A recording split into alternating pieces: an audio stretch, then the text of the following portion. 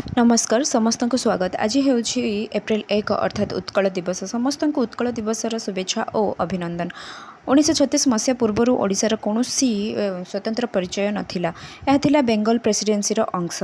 ओडिशार अनेक वीर पुरुष मानकर अक्लांत परिश्रम अग्रगामी उद्योग और संघर्ष द्वारा 1936 मसीहा एप्रिल 1 ओडिशा एक स्वतंत्र प्रदेशर परिचय पाइथिला एवं राज्य निजर राजनैतिक मानचित्रर आकार मध्य प्राप्त करिथिला। यह पूर्वर ओडिशार परिचय माटी मिसाई देबाकू चाहिथिले बंग और बिहार निज राज्य सहित मिसाई, किंतु आम उत्कलर वीरपुत्र माने यह सफल हेबाकू देई नथिले। उत्कल गौरव मधुसूदन दास, उत्कलमणि पंडित गोपबंधु दास, व्यासकवि फकीर मोहन सेनापति एवं महाराजा कृष्णचंद्र गजपति, स्वभाकवि गंगाधर मेहेर मिसी उत्कल को नूतन परिचय देले। भाषा आधार रे प्रथम राज्यर निर्माण कले। ओडिशार भाषा साहित्य पृथ्वीर अन्य उन्नत भाषा मानक मध्यरे अन्यतम।